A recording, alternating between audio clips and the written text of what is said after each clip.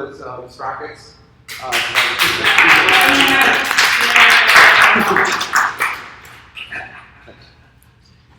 right, let's talk about how to test React. So to start off with a little bit of an overview of what's in scope of this talk and the things I'll be focusing on. Specifically, I'm going to be looking at different test renderers primarily for rendering tests in React. So when you think about testing, you can think of it as test runners and then renderers. A runner is something like Jest or Mocha. It's a command line interface where you can write tests about what you expect to be true, and it tells you if it's true or not. They're not really specific to React. You can use them to render any kind of JavaScript tests if you're testing Angular or whatever else. Test renderers, on the other hand, are things to help you render your components in tests, help you exercise your components in tests, a lot more specific to React, and so more interesting for the purposes of this talk.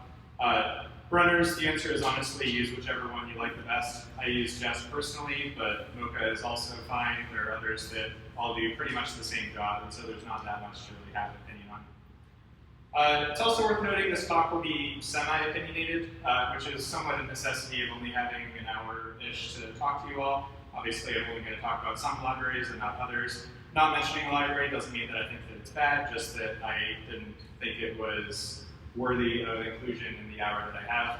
Similarly, I'll probably tell you opinions about the libraries as I'm working through them, and the grain of salt you should take all of it with is that different things work best for different use cases. If you use one thing and I say I like another thing, I don't want you to go home and write all your tests to use what I use, because that would be silly and would probably make you hate yourself. Just my opinions, and take them with whatever size grain of salt you like. So the libraries I'm specifically going to be talking about are Enzyme, React Testing Library, and Cypress. Enzyme and React Testing Library kind of exist in the same category as each other. They're both React renderers, meaning that you can use them with something like Jest or Mocha to render your React component in a test, interact with your React component, and that sort of thing. Cypress is sort of in a category by itself, so it's a tool that's useful for full integration tests, like actually stepping through your app, clicking on things, typing things, all of that sort of stuff.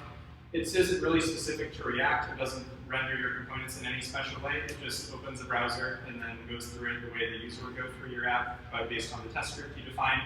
But it's still really useful for testing React components because you get the real full end user experience and you can make sure that you have the full flow kind of covered. Whereas tests with things like Enzyme and React Testing Library tend to be more unit level tests where you can make sure each individual component is working, but it's still also a good idea to make sure the whole big picture is working. So to demonstrate some of this, I put together a simple application that we're going to be walking through some tests for. It is a to-do list app because that is the lingua franca of anything you want to demonstrate in code. For the backend, I have this library called JSON server that is really great for just stubbing out a server. So it takes this JSON file and it gives me REST endpoints that match what's in this JSON file. So I have an endpoint for getting to-dos, creating to-dos, etc., and an endpoint for getting users, creating users, etc. Not really the interesting part. You could use whatever for your server just to help us get up and running, which I have under our API. Has a nice little emoji so you feel cheerful.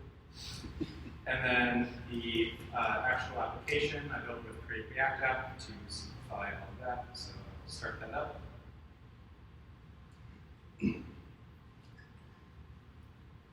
So this is what it looks like. You can see I'm a skilled designer, cutting edge use of color and shapes. So I have my to-dos here. I can add a new to-do. I can assign it to one of these people and add it. It is. I can check these off. I can uncheck them. That's pretty much it. So simple functionality, but gives us something to kind of work from. So to start with, we're going to look at a suite of tests for this using Enzyme. And we're going to also kind of look through some common patterns for writing React tests that I'll demonstrate kind of using this suite. So Enzyme is test.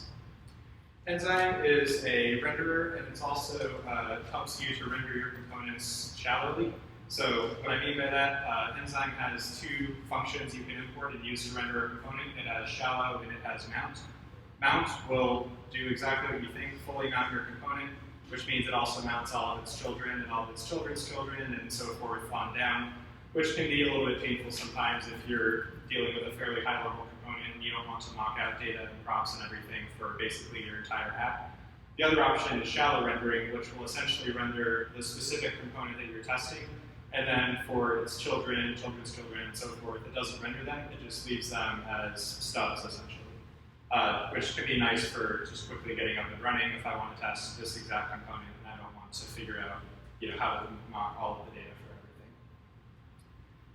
I am mocking my API here, so I'll talk about the API mock a little more in a second. Jest.mock is something really cool, so it's a feature of Jest, which is the test runner, and if you mock something in this way, it lets you then import mock functions, so I can import my patch.json method, and then it lets you expect things about those functions, so later on down I can expect it to be called when I expect my server to be contacted, and it also prevents the functions from actually being invoked, so in the case of an API, I don't have to have my API running in order to run my tests, or have an internet connection to run my tests, or whatever else. There's a lot more advanced things you can do with mocking, so you can actually mock the implementation of specific methods, which we'll also look at a little farther down, but it's really useful when you're trying to kind of isolate the thing that you're actively testing. For each, again, I'll talk about this a little more in a second, but between each of our tests, I want to clear out the mock, which basically means reset it, so if I call it in one test, and then I call it in a second test, the second test doesn't see the call from the first test. I just want a clean slate between all the tests. So first, we'll look at some snapshot tests. There we go. So we'll shallow render the component and snapshot it. Snapshots are also a Jest feature. I believe there's an equivalent in Mocha. I'm not sure offhand what it is, but essentially with snapshot tests, the first time the test runs, it will create a snapshot file in __snapshots, and it will snapshot whatever it is given and told to snapshot. So in this case, it's my Enzyme rendered component, and you can see it ends up with the JSX that actually gets rendered by my component given its props and everything else. You check this into your Git repository, you keep it around, and then when you run the test anytime in the future, it checks that the code that gets rendered against the snapshot to see if there's any differences.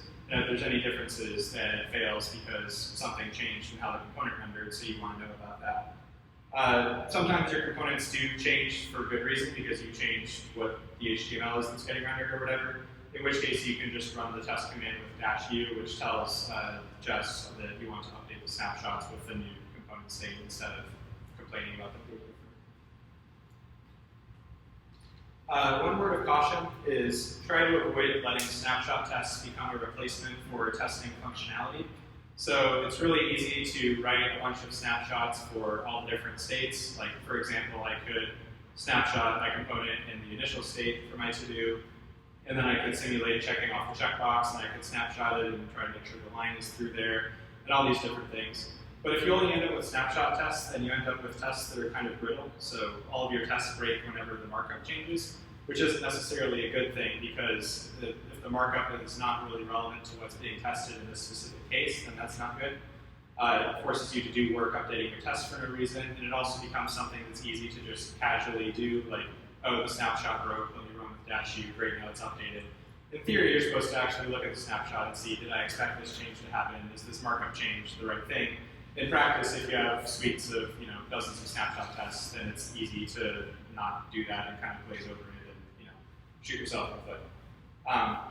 So it's fine to use a few snapshots. I think it's useful, especially to render or to snapshot kind of the initial states or the major states that your component can be in just the first time it renders, different markup, which is the most utility that they give you, is telling you if your component changes and starts rendering something different. For actual functionality, though, it's best to use other kinds of tests.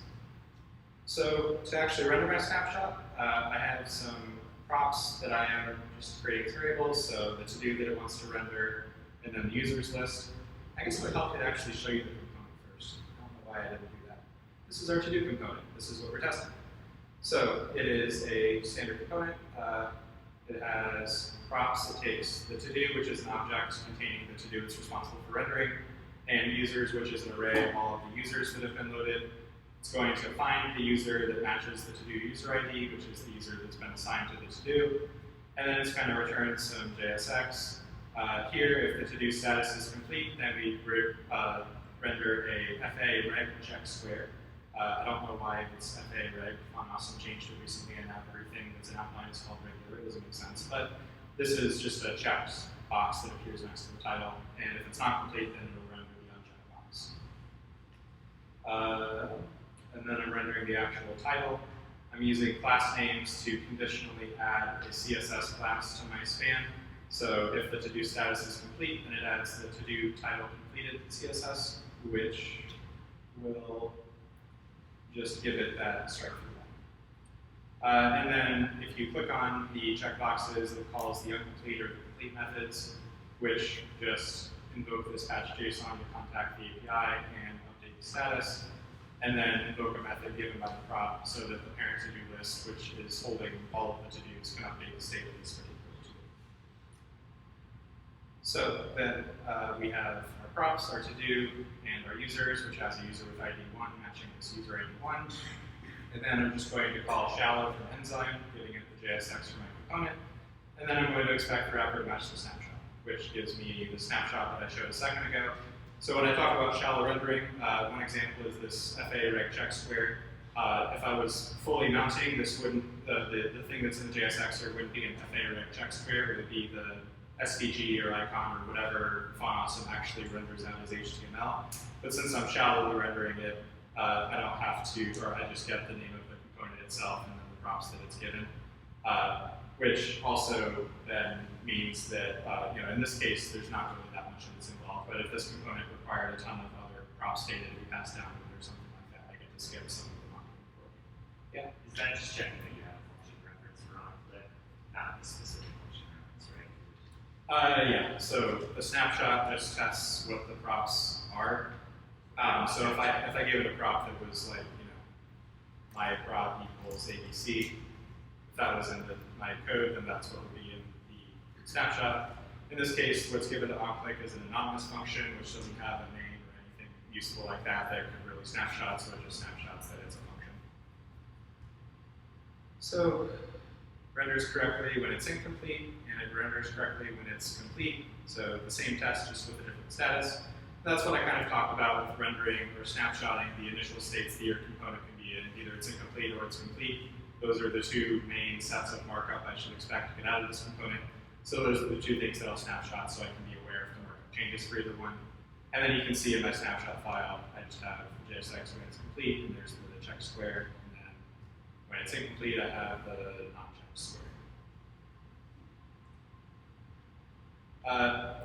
So I talked about not using snapshots for everything. One thing you can do to not use snapshots is to use Enzyme's finder methods instead to look for specific elements you expect to be there and then assert things about them. So Enzyme has a lot of finder methods, or I guess it has one finder method, but it's very flexible. You can use it to find a component class. So in this case, I'm using it to find my FA reg square. And I'm expecting it to be there because this is an incomplete to-do, so it should have the empty checkbox there somewhere. You can give it a CSS or a DOM selector, so if you have like a CSS class name of what you're looking for, you can give it that. I think there's a way to find it by like text or copy or that sort of thing, but essentially here I'm just finding the node and I'm expecting it to exist. This is a less brittle test than having a snapshot because so in this case, all I'm really caring about is there a checkbox that's checked yes or no? If I change some other detail about my component, like maybe I add a CSS class to the box around it or something like that, that would bring a snapshot test because the snapshot doesn't know about what area of markup, it just breaks if any markup changes. But that doesn't bring this test because it's specifically looking for the thing that it's expecting to be there. And a similar test for rendering the checkbox. So it's complete status, so I should find the check square and expect it to be there. Finally, we can test out the actual functionality. So you can use the finder method, it gives you back a node, and then Enzyme has ways for you to interact with the node that it gives you. So you can click on it, you can type into it, I think you can hover over it, different things like that. Basically the ways that the user would interact with the component, and then you can make assertions about the things that happen. So I have to do, I have some users, same deal. In this case, I'm giving a jest mock function to this update to do prompt because after my to do gets updated, it's going to call update to do with the new to do object. And so I want to use a mock function so that I can assert that it got called after the fact. Here's where I talk about actually mocking the implementation. So I've had my patch.json API method mocked all this time. Here, I wanted to actually return something, and I wanted to return this updated to do, which is the same as my to do with the status of complete. Otherwise, if it's mocked out, it would just return undefined, and then my component might break or something because it's expecting something specific back to the API that's an object of this format. So I'm just going to mock it to return a promise that resolves with my updated to do, which is ideally the thing that the API would do in this case. Finder method, I talked about that. So in this case, I'm going to find the unchecked checkbox, and I'm going to simulate a click on it. The async await I'll talk about in a second.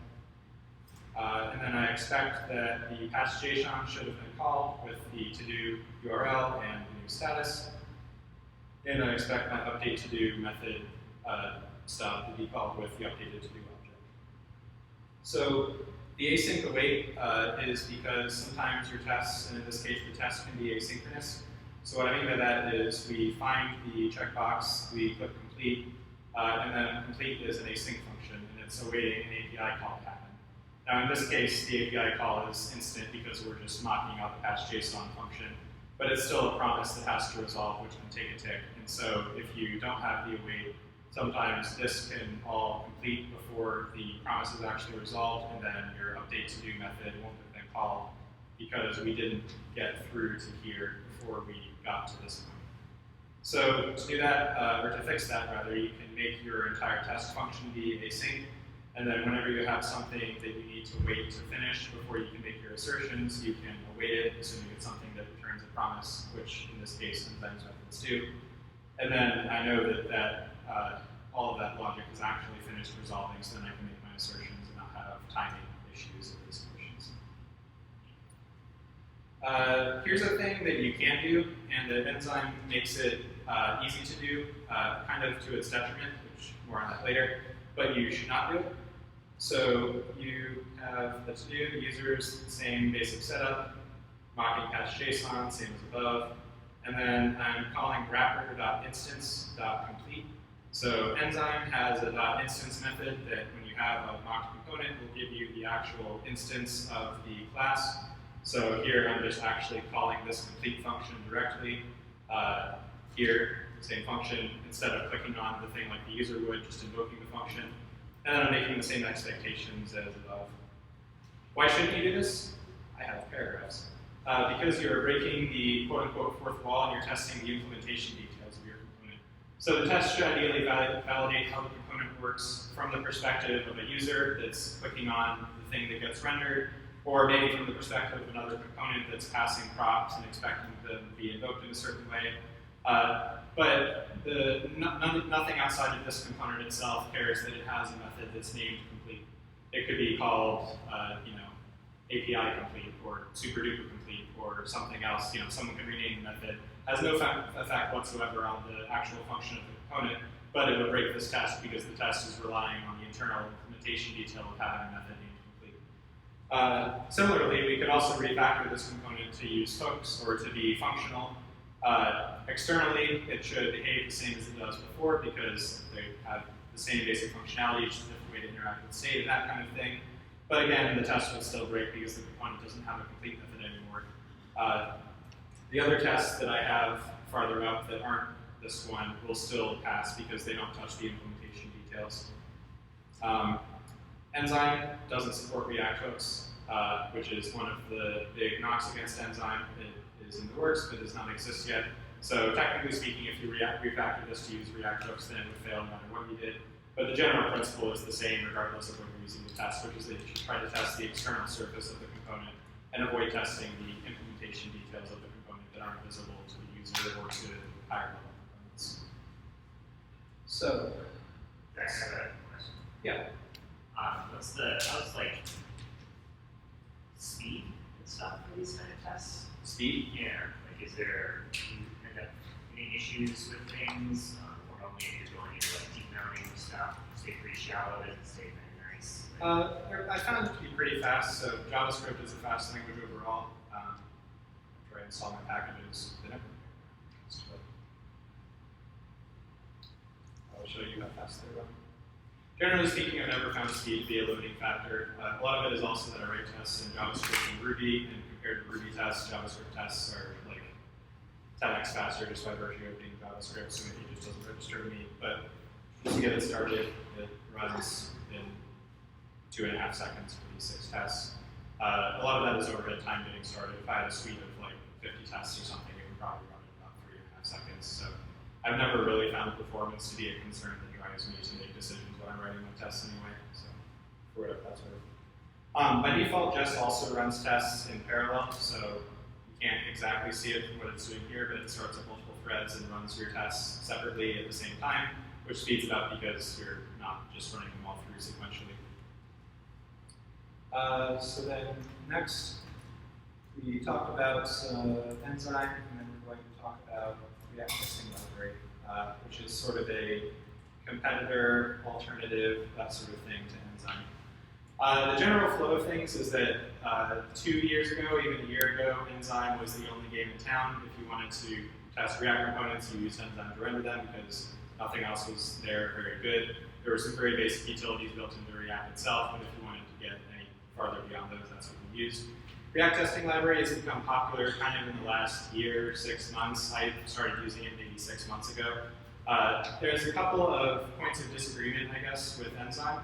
So one point of disagreement is that Enzyme makes it easy to test implementation details. So the kind of tests that I told you you shouldn't write, Enzyme has all sorts of helper methods that make it really easy for you to write tests like that, even if they're not great tests, because it gives you all of the power to reach into your components, fiddle around with them, get whatever instances you want, and all that sort of thing. Which in turn means that you can end up with worse tests. React testing library intentionally gives you a more limited interface to what you can do that essentially only allows you to interact with your components from the perspective of a user. So you can get things by their text or by their label, the way that they're actually rendered, but you can't just reach into the component instance or magically find things because you know the React class name that was used to render it or that sort of thing, which makes it very, very difficult to test implementation details. It's something that is a little frustrating at first because you're more limited in what you can do. It might take you a little longer to write the tests. But what I've found is that generally speaking, it drives me to make correct architecture and design decisions about my component. Because if it's a component that's hard to test because there's too much logic happening and I want to reach in and invoke an instance method or something like that, that usually also means that my component should be 2 components and I should be splitting it up anyway because it's responsible for too many things. Or there's something else about how I've designed the component that makes it difficult to understand. You know, if it's hard to test it from the perspective of a user interacting with it, then generally that often means that it's just hard to work with in general and will probably be brittle, be not great for your code complexity, those sorts of things. So to look through what the React testing library tests actually look like. A lot of this will be kind of similar, so I'm mocking the API, clearing the mock between each test. The snapshot test is similar in principle to how Enzyme works. The notable difference is that React testing library components only ever contain the final HTML, so they render everything out all the way down, always. You can mock out child components manually using Jest, similar to what we did here, if you want to skip rendering a specific subtree, but it's a more intentional choice that you have to make. And then it also means that they're more immune to implementation changes. So at the end of the day, you know, if you refactor your component and you move around logic or where things are in the component, it should still probably produce the same HTML at the end of the day. Changing the HTML should happen more rarely than changing the intermediate markup and the things that are in this snapshot, like an FA reg check square, which means that you only end up seeing what the user sees in your snapshots, which is, in theory, the thing that you should care about the most. So similar logic, I have what to do, I have my users. Enzyme has a render method that returns some props or some values UPD structure. The container is the actual rendered node, so it's an HTML node. React testing library uses JS DOM, which is a JS implementation of the DOM. So it actually renders your components kind of as if they were in a headless browser. It's missing some features that headless browsers have in general. But that's the basic principle, and then you get back a DOM node that you can expect to match a snapshot. It also returns some finder methods that you can invoke, which I'll get to in some later tests. But to look at the snapshot here, you can see that, again, we end up with HTML. So the FA reg check square or whatever is actually rendering this SVG with the path, and that's what I get. And similarly there. So then if I decide to render font awesome differently, and I want to rename the font awesome component because I get tired of being called FA reg check square or something, I can do that. A test isn't going to break at all. I don't have to spend time updating tests that the end user experience hasn't actually changed. So I should just be able to keep the tests the same. John? And they're all deep, right? Deep rendering for this library. Yes. So it renders all the HTML all the way down the component tree. It's the same or a similar thing to what Enzyme's mount function does. So it renders things all the way down instead of shallowly rendering the current component. It works a little differently because Enzyme still has a bunch of stubbed out Enzyme things that it injects, which is why it doesn't work with hooks. Whereas React Testing Library just uses what's very similar to a headless browser, so you're just getting what does the browser give you, rendering all the way down. If you need to mock a child component, because it's just way too hard to stub the data or something, you can still do that, similar to here. I would just like mock some component, or you can mock it to return a little bit of HTML that says, I'm here, but I'm not being tested or whatever. But it ends up being, it feels like a more explicit decision when you mock things, and you have to think about it, practically speaking, like why is this hard to stub out the data for, or is there a problem here as well? So that's the snapshot tests, complete and incomplete, you get the different HTML states. Testing out the functionality. So same as before, I mock past JSON because I don't want to hit an API. So React Testing Library returns a bunch of finder methods, which you can use to target specific elements in the page. The finder methods mostly mirror the way that a user would interact with your component. So there's a getByText finder method, which finds an element that has the text you give it. So if I want to find a button that says sign up, I will call getByText sign up, that sort of thing. There's getByRole, which in this case finds the ARIA role attribute that's been assigned to the element, or rather finds the element that has that role attribute. There's getByLabelText, which can find an input that has a particular label. There's a few others that I don't know off the top of my head. The common thread here is that a knock-on benefit of React Testing Library is that it encourages you to make your components always accessible to screen readers and other assistive technology, because the finder methods that React Testing Library gives you are basically the things that a screen reader needs: text, labels on inputs, role attributes properly marked. In order to make your components easy to test, you have to make them accessible. So it's a nice convergence of interests where you make your things accessible just so you can get your test written, not because you have to intentionally remember to schedule time to go back and look for those things and all that. So we render it and get the getByRole finder. React Testing Library has a fire event, which we imported up at the top here, and I use that to, similar to Enzyme, you can use it to click or to type or select or whatever. The element that has the checkbox role, which you can see over here. I actually didn't have a checkbox on my component originally because I wasn't using React Testing Library, but then I went back and added it so I could actually test it, because otherwise it's very hard to get a handle on something like an icon like this where there's not text to search on or whatever. So it pushes you to make a decision like that. And then similar to before, I expect the server to be called with patch.json. React Testing Library also gives you a wait helper method. So for asynchronous effects, if you remember the Enzyme test, we were awaiting the Enzyme test simulation to click on the thing and finish executing, which means we're waiting for Enzyme essentially to finish running all of its internals, invoking the things it's going to invoke and all of that sort of thing, which means that you're not really waiting in the way that a user waits when they're in the browser. You're waiting on a bunch of testing library internals to happen. In this case, wait from React Testing Library will simply rerun the function inside every 50 milliseconds until it becomes true, or after, I think, 4,500 milliseconds, it'll time out and assume it's not going to become true, and then, that's that. So it, again, approaches it from the perspective of what is the user going to see when they, interact with this. They're going to click on it, and then they're going to wait some brief amount of time for this asynchronous API call to resolve. But eventually, and pretty soon, the screen should update and now the checkbox should be checked, and this function should be invoked the way that I expect it to. And you can use this for anything else your component would do with an API, or if you have to call an async library that's from a Node.js package or whatever else. So it's nicely generic in that way. So, any questions on that before I keep going? Yeah. Is that a timeout configurable at all, or is that just kind of like a recommendation? I'm pretty sure it's configurable. I would have to look at the docs, but the default Jest timeout is 5 seconds or 5,000 milliseconds. So the default React testing library one is 4,500 just to be under the 5,000, so it can give you a nicer error message than just your test timed out. I'm pretty sure both of those are configurable if you want them to be. In theory, I think it's usually a best practice to mock out your API and things like that, which means it should be pretty hard for it to need to take more than 4 or 5 seconds to finish, because all of the logic you could really do in the browser tends to be pretty snappy, but I'm pretty sure that's an option if you need it to be.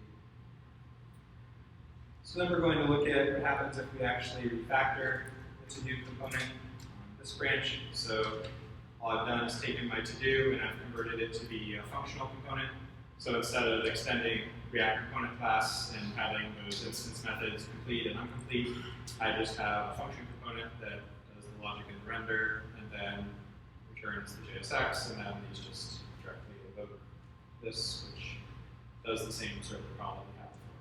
So the surface of this component is exactly the same as it was before. If I run my tests, first I have to reinstall, so make sure I just install.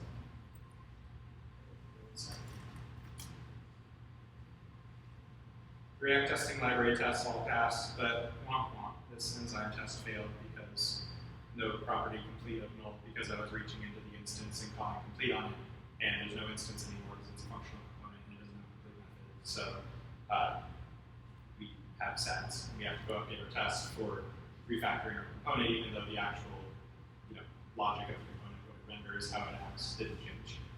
Like I mentioned, Enzyme also apparently doesn't work with React hooks at all. So even if you've followed the best practices in Enzyme and then you refactor your component to use hooks, it'll just start failing. They have, I think, a release coming pretty soon to fix this. Last I checked, it was like a week ago or something that they merged the PR to add the support, and then it's going to be whenever they got their next release, may already be out. But it's 8 months, 9 months after React hooks came out. Part of that is just because of how much stuff Enzyme does under the hood, everything that it mocks and stubs, which means that when React changes, Enzyme has to change a lot to match the way that React changed. So it has to figure out now how to simulate hooks in a shallow component and how to hook into React's implementation of hooks to make the state work and this and that, which means that it tends to take them a decent amount of time to update for new React features. It also seems not quite as quickly or actively developed as maybe it used to be, which might be something like I don't know how much Airbnb still uses it or if it's just kind of waiting for the community to update it.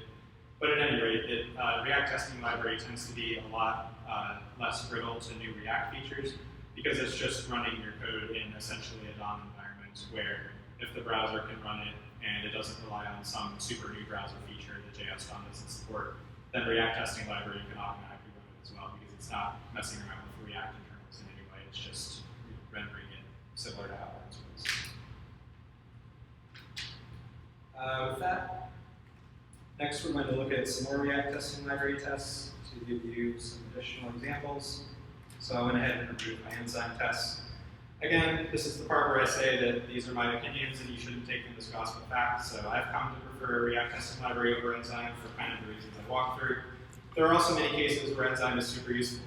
At AHA, we still have thousands of React tests in our code that use Enzyme in addition to some that use React testing library. It definitely is fast, so if you just want kind of a shallow mock and you just want to interact with it, get to the logic, damn the updates in the feature, get it done, Enzyme is easier to do that with the React testing library. React testing library forces you to really sit down and think about your test and your component interface, which can be good, but also if your boss is mad because this thing needs to be done in 2 days, then maybe it's bad. So, different features for different times. I think that they're both great libraries that offer a lot of utility, but I'm moving forward with React testing library for the rest of this just because I personally found it to be better at making me write good tests and write good code. So we have this add to do component, which is the little thing here. Sorry to lie to you, I'm sure it's good right now. So it's the add to do button, and then I click it, and it turns into a form, and then I can either cancel it or submit it, and then there's some state here for these inputs. So the implementation of it, I started out again with a component-based class to match everything else. So I have state. Adding is whether I should show that blue button or whether I should show the entire form, and then the title and the user ID or state values for the form values for the title field and the user ID select box. Some helper methods, so start adding, starts at adding, set title, set user ID. The actual add method, which makes the API call to add the new to-do. So I get the state, I set up a payload, I call post.json, which posts the to-dos with the payload. I invoke this method from my parent to tell them I have a new to-do for you, and then I clear out the state of the form so it's ready for the next time I have a to-do. And then clear just sets the state back to the default. So the rendering, the users for the select box are given to me from my parent, which is responsible for keeping the users and the to-dos. I have other state, and then if I'm adding, then I return this form. So on submit, calls add, I have label input values from state, setters from state, select box, maps over the users, I think pretty standard stuff. And then I have, if it's not adding, then I would show this blue button that says add to do and starts adding if it's not adding. So this test will show us a few things about how you can interact with forms with React Testing Library for inputs and other things like that, which the other component didn't have, but this one does. Starts off kind of similar to how we were before. So I don't want to make network calls, I want to mock the API. I want to clear out my mock between each test. Snapshot tests, so I want to snapshot my two main component states. So one state is where it's just the default, which is just it's a button, and a snapshot of that, and it looks like a button. The other state is if the full form is open, so I'm going to render it. Here's another one of those finder methods I mentioned, get by text. So I call get by text add to do, which gets me the button that says add to do on it. And then I fire a quick event on that to update the state so that it kind of has the full form open. And then I'm just going to snapshot the form and make sure my form HTML is rendered correctly. You can see I have all of that there. Then we're going to test that the form fills out and submits successfully. A point to make here is that React Testing Library tests like this can kind of straddle the line between unit and integration tests. So the technical breakdown you think of is like a unit test tests a specific piece of the component kind of in isolation, whereas an integration test is more of an end-to-end walk through it like a user or do something like that. React Testing Library tests let you walk through it like a user, and it's rendered in a headless browser, so it's a similar experience to that sort of thing.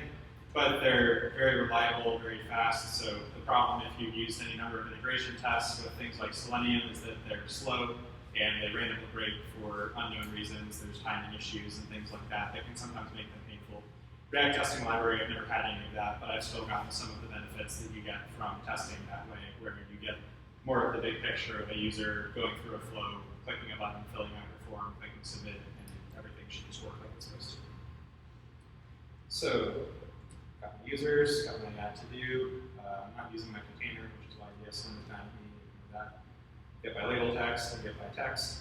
I'm going to mock the post.json method here. So when I actually create my to-do, I want it to return this new to-do JSON. First, I need to click the start button to make the form appear. So I get by text and I fire a quick event. Get by label text lets you get a form input by the text that it's labeled with, which is usually a pretty convenient way to get the input. And also, again, encourages you to make your forms friendly to screen readers, because screen readers look at the form label to also find the inputs and tell the user what they're filling out or whatever.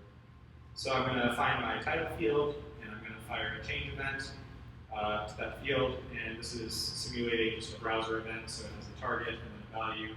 Like, if you have an on-change event, you hit event.target.value. This is mirroring that structure. User field I get by the label text, and I'm going to select the user. I'm going to get by text the add button, which is the submit button at the bottom of the form. Click it. The post.json method should be called with the stuff that I filled out. And then I'm going to wait to make sure that all this is resolved and expect my parent's add to do function to be resolved. So again, kind of an intermediary almost between unit tests and integration tests, where I'm actually getting the experience of the user going through the form, filling things out, clicking submit. But also, if I run it, it's super fast. It isn't going to break randomly 99% of the time. Gets you a nice happy medium, also maybe a little bit easier to write. Yeah. There have been like edge cases on their JSON stuff. As differences between how browsers interact with things. Yeah, I'm trying to remember what it was. There was some random browser API that was kind of esoteric, but I needed for some very specific thing. It might have been like the web audio API or some weird thing like that that you don't really interact with on most websites, but JSON doesn't have it implemented, and so I basically just had to mock it out.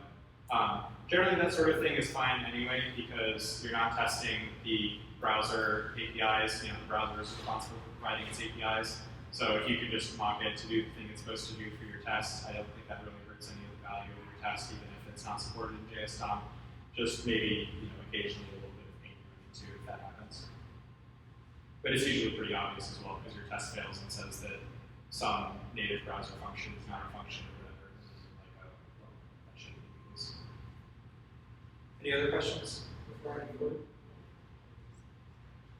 Cool.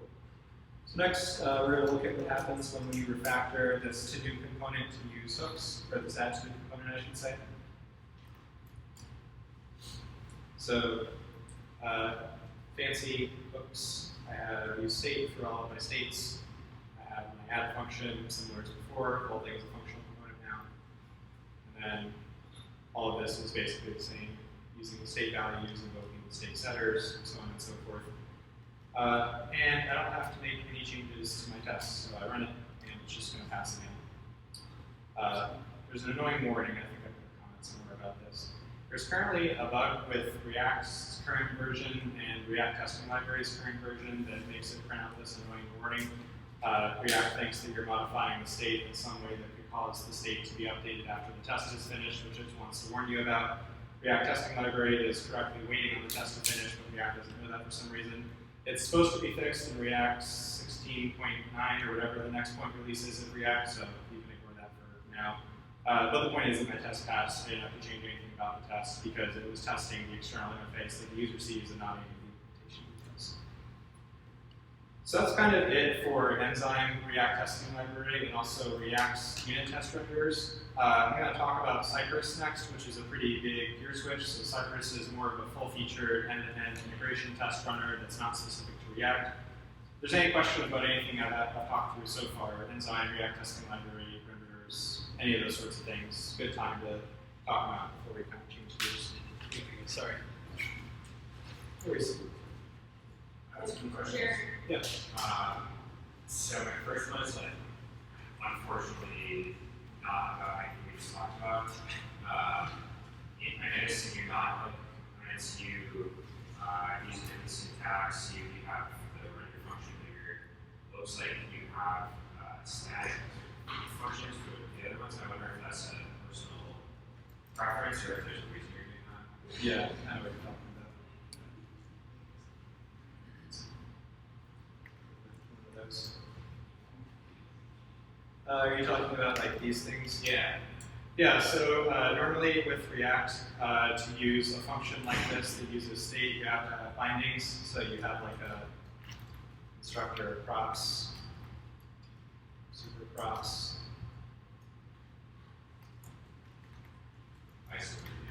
This should be familiar if you've used any of these sorts of things before. I hate adding these, I always forget to add them. They are ugly in there for no reason. This thing is an experimental Babel feature called class properties, I want to say. I forget the name of it. It's in like stage 3. And it basically just does the binding for you. So it automatically binds it to the current instance of the class, which then means that down below when I start adding, I can just do one click and start adding, and I don't have to have any bindings anywhere in my component for no reason other than to make the scope be correct. Sorry to go down this rabbit hole. Is there a performance impact behind when you like render that out? So right here you did one click equals this dot start adding behind this. I don't think there's a significant performance impact. Generally, my philosophy towards those sorts of things is that, like, of all the performance problems you can have, that's like number 200 on the list of things that are making the app actually slow. It's just nicer for me not to, like, it seems like a cleaner syntax and I don't have to remember to bind things anywhere. So that's pretty much the only reason. There's a Babel thingy that you need to be able to. Yeah, so it's in, I think, like stage 2 or 3 now. So it's relatively stable as far as Babel features go, but you have to be using Babel to transpile your code. It's in the default Babel that comes with like Create React app, for example. So it's in most general Babel configurations that we have, but it's what it is. Thanks. Yeah, I do know how to Google that one. Yeah. My other question is maybe you're expecting this too, but I'm also curious what realistically your balance between these unit tests and integration tests are in like real world code base. Yeah, so by unit tests, you just mean like all the things I talked about. What's your actual test coverage at AHA? Oh, sure. So AHA, I mean, there's like, so AHA is a Rails app that then has some React renders in it, so the Rails part is a whole different story. For JavaScript tests, I tend to write unit tests that try to get to like 80%-ish of coverage. I think that you can spend a lot of time, waste a lot of time trying to get to 100% test coverage in JavaScript because you have to test every branch, every default argument, or whatever. I think it's more important to have tests that cover the critical paths. So basically, it's like, what could a user do that would break because of something that got changed, and then let's have tests for those, which also tend to be, I think it's a thing where you can spend X amount of effort to get to like 80%, and then you have to spend another 2x the amount of effort if you want to get to 100%, but the value plummets off somewhere around that point. Cool. Thank you. Yeah. That is a good point though, talking about coverage, so I should mention that before I move on. Let's get back up here. So Jest has a built-in coverage feature that's pretty useful. You can run it with just yarn test -- coverage, or the test is just invoking this React scripts test, but anyway, yarn test coverage here. It's going to render my stuff, and it's going to give me this little coverage report here. So it's telling me add to do is fully tested, yay me. To do is 89% tested, I missed a line, fine. These other ones I didn't write any tests for, so they have no tests, me. It also gives you an HTML coverage report. And the coverage directory by default, report index, I don't know why it puts it in such a weird subfolder, but it does. It looks like this, so it's a pretty good way to look at kind of the same data. I covered 60% of my statements, my branches, functions, gives you different breakdowns. And then you can also click into specific components. So if I want to see what was that line I missed to do, okay, here it is. So I have a test for when you're completing it, but I don't have a test for when you're not completing it. So it gives me a little red thing like the part that I missed, or something like this. I missed everything, which not really want to see. But it's a really nice feature. It's built in, easy to use, and it'll give you a good idea of like where you have 70-80% coverage and you've got most of the happy paths, and where you have like, nothing. Like I would get a lot more value out of writing a couple of tests for my to-do list than I would get for writing the test for completing the to-do over here, because this component most of the paths are already tested. That sort of thing. At least that's how I look at it. Cool. Let's talk about Cypress. So Cypress is a integration test framework runner. So you don't use Jest when you're using Cypress. It's its own thing. It's made for writing end-to-end tests that actually really use the bona fide browser and interact with things like a user does. So if you've used something like Selenium before, it's very similar, or it serves more or less the same purpose. I found it to be very fast and very reliable compared to Selenium and other similar testing frameworks I've used in the past for that sort of thing. So it's not like an order of magnitude different than Selenium, it's just kind of a better mousetrap. But it is really good for giving you an end-to-end view of how users are walking through your application from start to finish. You can make sure that the complete path is tested. It also gets you pretty good coverage on a variety of components, because if I test something where I render the to-do list and I expect the to-dos to be there, and then I click the add to-do button, and I fill out the form, and I click submit, and I expect the new to-do to be there. I've just tested 60% of the lines in my application by describing the user flow that goes through them, but I only had to write one test to do it. Cypress is also, I think I mentioned this, but it's kind of React agnostic, so It doesn't care if your web page is rendered with React or Angular or plain HTML or whatever. You can use it with anything. It's just responsible for open up the browser, click through the tests like you're a user, make sure the things are there that I want to be there. So what does this look like? First, I'll show you the actual thing it does because it's really cool, and I'll show you how it does it. So I'm going to call my this add open command. I have to do this one. Sorry.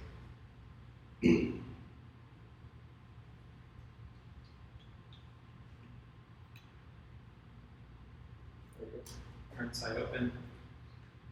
It has its own little app thing that it pops up, which shows you the suites of tests that you have. You can also pick where to run them, Chrome or Electron, or any other ones I can't remember. Or run a test, I'll click on here. It's going to pop in a Chrome window. It has a little interface where you saw there kind of walk through filling out my to-do form, clicking on to-do, and then it is in a good final state. I can hover over the different test steps so I can see what's actually happening. So my to-dos are loading, and then it's loaded, and I'm clicking add to-do. Now the form is open. Now I'm finding the title and filling that in, typing. Now I find the select box and do it. And I click add, and then it should be there. So you can kind of see each of the steps broken down. It's really fast, like I said. It takes like a second to get through it, which is way faster than Selenium or other things that I've used. Makes it easy to run the tests kind of while you're coding, and then it also gives you really great visuals like this, so you can see what the DOM is like at the different stages of the test, and if it's broken, it's really easy to see like where it's going wrong, what it's missing or not filling in, or what's not there. So, yeah. It's mentioning snapshots and things as well. Are you making, is it doing it temporarily, just to kind of step through each of those parts of your test, or is it like making output files that you check into your repository as well? So the snapshots are just temporary, so they're kind of here for the state of while this browser is open. They're not something you really check in. There are other artifacts that Cypress gives you, screenshots and videos that I'll talk about in a second, which are things that you might do more with. These are more intended to just see the things that it's doing in a specific test instance. Cool. And then from the runner, it looks like you can do like Chrome and probably tie in with something, Firefox and something. Yeah, Chrome and Electron are the defaults. I want to say there's a Firefox. I'm not sure if there's like a Safari or other things, but it gives you some flexibility there. So what does the test look like? Cypress, once it's stuff to live in the Cypress folder. I have integrations. I just have one to test for adding to-dos. Cypress lets you mock out the API within Cypress, which is kind of nice. So I guess a caveat of Cypress, but then also this. Cypress expects your server that's serving your web page to be running at the time that Cypress is running. So in this case, starting Create React App so that my app is running on port 3000. Cypress doesn't do or know about any of that because it doesn't know what Create React App is or care that it's a React app. It just follows my instruction to go to localhost 3000 and do some stuff with it, which means you're responsible for having the server running yourself when you're running Cypress, or if you're running it in CI or something like that, getting it started and then starting Cypress, whatever the case may be. But Cypress does let you mock out API calls within Cypress if you want to, which would be nice because then I only have to have my Create React App server running. I don't also have to have an API server running or an API there. So you do that by calling server and then calling sci.route with the paths that you want to mock out. So I want to mock out this API call to to-dos and this API call to users. Cypress has fixtures that are built in. You can use them in your test. Either A, to have like some data that you actually fill in a form or something like that, or B, for what I'm using them for here, which is to mock out API calls. So this is just what the API should return for these users. It's the array of users, intuitive. And then I'm also mocking out the post method to create a new to-do. So I have to tell it the method because it's not a get. And then post to to-dos should return this to-dos create thing here, which is just the new to-do JSON. So with that done, I'm going to actually do everything. So I visit localhost 3000. This thing, I'm not going to get into it because it's a deep rabbit hole that took me like 30 minutes to work through the other day. Basically, Cypress doesn't work very well with mocking out fetch, like the browser API, so you have to do something dumb where you replace fetch with your own fetch that then Cypress can knock out. If you don't use fetch, it's super easy. If you do use fetch, it's like some setup like this you have to do that is not too bad, and you can get it working. But that is a pain point I ran into that I wish it was easier. I don't know offhand why they don't support it. I think it's just the FS browser thing they use, but anyway. Visit localhost 3000, so that's my home page. I'm going to click on the button to open the form, which is the to-do button here. They have querying methods that are a little similar to like a mix of jQuery and Enzyme almost. So I'm going to get my form by its CSS class. Then I want the thing that contains title, which is the label. Then I want to find the sibling input, which is the input for the title.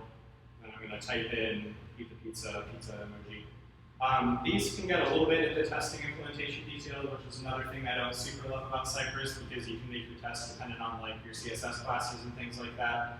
I think that there are better ways to get form inputs by label in some of these cases, so I don't think my test is a sterling example of how to write tests with Cypress. Not super familiar with everything it gives you, but that's what I got. Anyway, similar thing here, I'm going to select the user from the select box, and I'm going to find my to-do button and click it. And then the new to-do should be on the page because the API request succeeded and we added it in our state and we rendered blah, blah, blah. So I should have a span that says eat pizza for my new to-do that's rendered on the page. And if I find the user section that says who it's assigned to, it should say John user. So that's kind of the gist of how Cypress works. It's essentially you give it steps to visit your website or visit the path you need to go to, interact with the page, click on it, type in things, do this and that. And then it lets you run the test headlessly. You can run it in the little interface I showed you where it actually steps through the user flow and all that sort of thing. And it has a few other things it can do that are cool. I mentioned screenshots and videos a second ago, so if you this is something that I should probably mention. So I mentioned that you have to have your React app server started before Cypress runs. If you're doing that in like CI or something, that can be kind of a pain because you don't have another like terminal to open and start the server or whatever. There's the start server and test npm library that will just start, or it runs the first thing, and then it waits for this to be available, and then it runs Cypress. So it's just a little helper to say start my server, wait for my server to be up, and then go ahead with Cypress. If I run all this, Cypress will run my tests in the command line.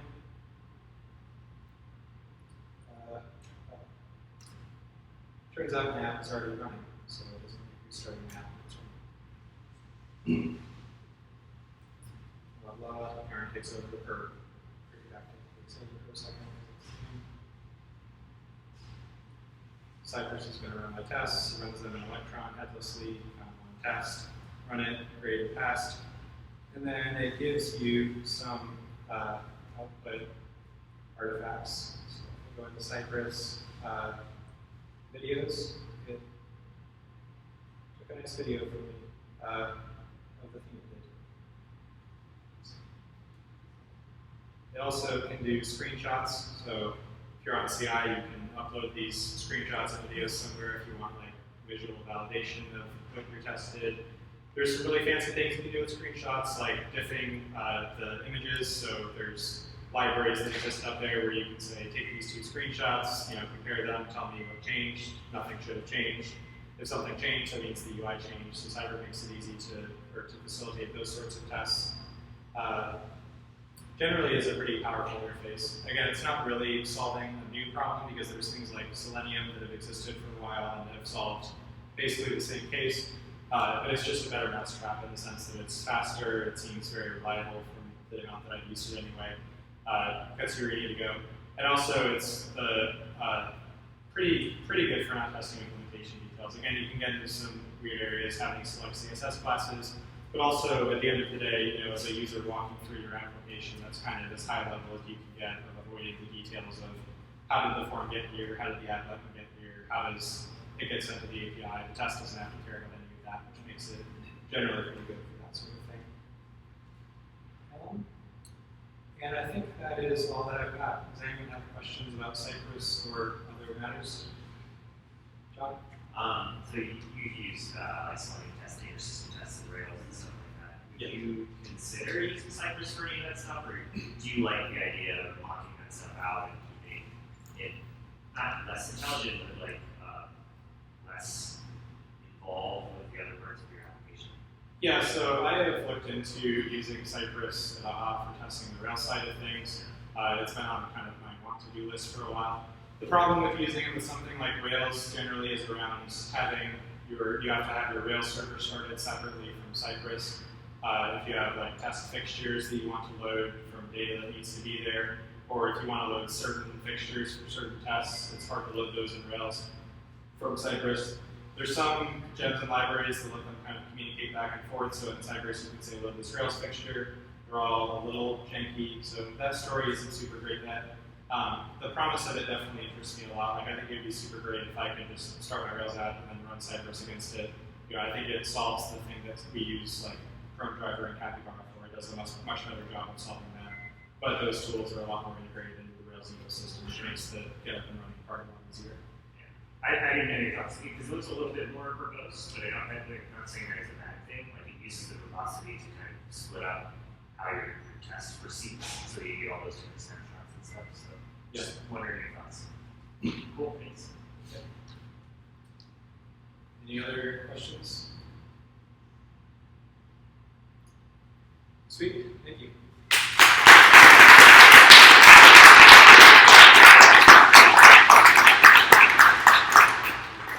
All right, thanks again for coming, everybody. I'm Dan, this is Zach, and we got John that's helping us out too. We're always looking for new speakers. We have one lined up for next month. It's going to be React Meetup, but we're always looking for new speakers. So if anything interests you, we have a lot of different topics that are available. Hit one of us up. Shout out to the Cleveland Slack, the Cleveland Tech Slack. We're all on there. If you guys aren't and you want to know about it, I think we'll post the link on the meetup. But I have a question. Yeah. If you don't mind. Like location-wise, so who's like come to previous meetups? I think they've all met Tech Elevator, right? Yeah, the first two were Tech Elevator. It's like it's a pretty good size crowd and stuff. Like, is this easier to get to, or does it not really matter? I guess so. We're bobbing around for locations too. Yeah. This is Trying to figure out like where people will go, or what is limiting people from going, or all the above. So, okay, show me. All right, who's west side ish? All right, who's like east side? Coming from east side, coming from the south. Okay. Come from the north. North, come from north. Yeah. Okay, yeah, right. So, yeah, I mean, So it's a good question. Like it's just a cool topic and ish. And Yeah. stuff, right? If anybody has other places, if anybody works anywhere that has a space that would like to host us, again, hit us up. We're happy to pop around. The universities was great for us today.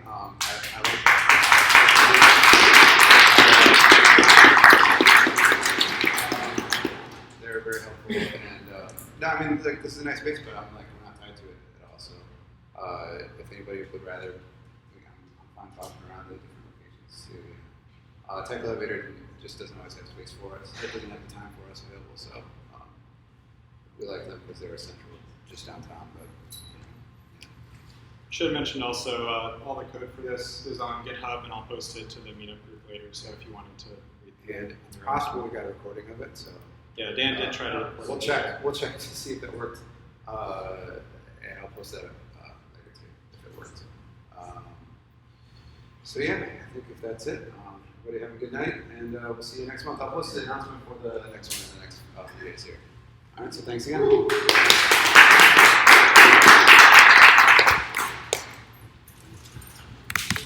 I mean, the light is.